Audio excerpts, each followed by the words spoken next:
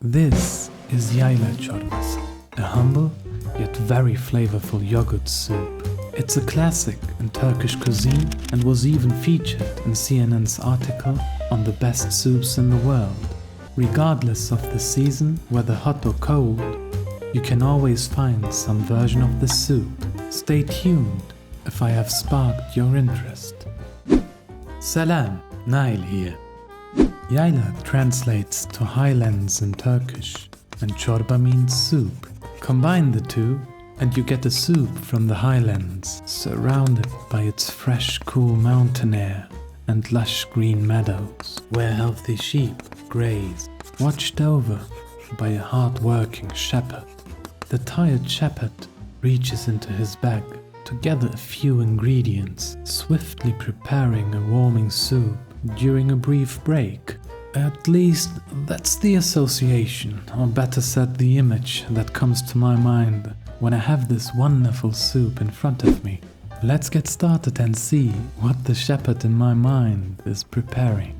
I've got 500 grams of room temperature yogurt, 200 grams rice, 100 grams of butter, a heaped tablespoon of flour, 1 egg yolk, and for spices salt, pepper, dried mint and chili flakes. These might be just a handful of ingredients, but they are authentic ingredients, because this is an authentic soup. It paints a clear picture of where and from whom this soup originates.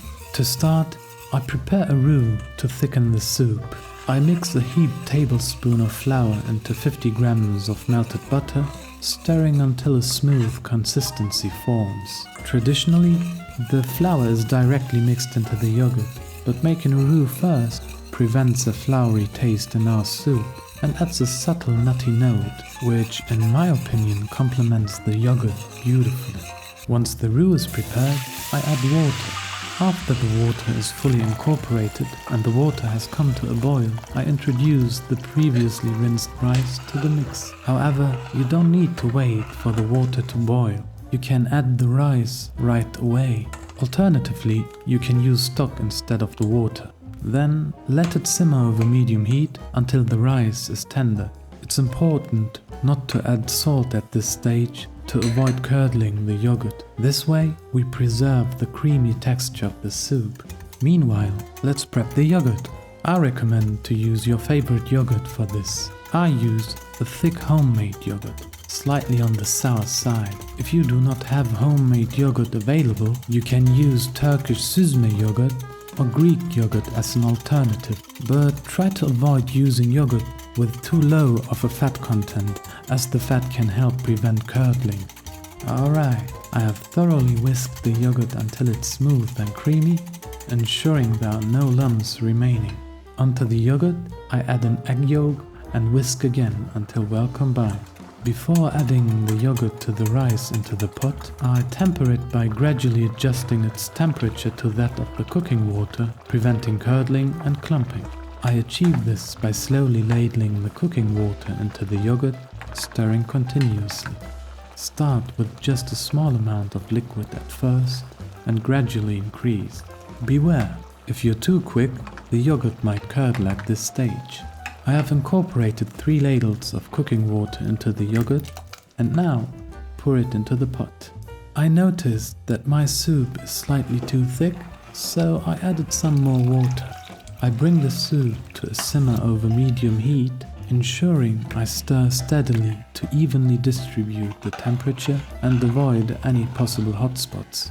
Remember, excessive heat could cause the yogurt to curdle and clump. I let the soup come to a simmer while stirring slowly, and when it's simmering, I remove the pot from the hot stove and season it with salt and pepper. To complete the dish, I add a delightful chili mint oil as a garnish. I place 50 grams of butter in a pan and let it melt over medium heat. Once the butter has melted, I put in 1 tablespoon of dried mint and 1 teaspoon of chili flakes. The chili flakes are optional. Mine are only mildly spicy and impart a wonderful kick to the soup. Once the aroma of mint fills the air, our aromatic oil is ready. I mix the oil with the soup and set aside a small remainder to embellish individual servings. And this is how the soup should look like when finished. A hearty and creamy soup that warmingly comforts on a chilly day, yet also is a delightful charm on warm ones. Oh, and if the soup thickens upon cooling, that's completely normal. Just add some water and mix. Depending on the weather, enjoy it as is or reheat before serving. This soup is a clear recommendation from me and holds a high spot on my list of the best soups, especially if you share my love for yogurt. Thanks for watching and peace be upon you.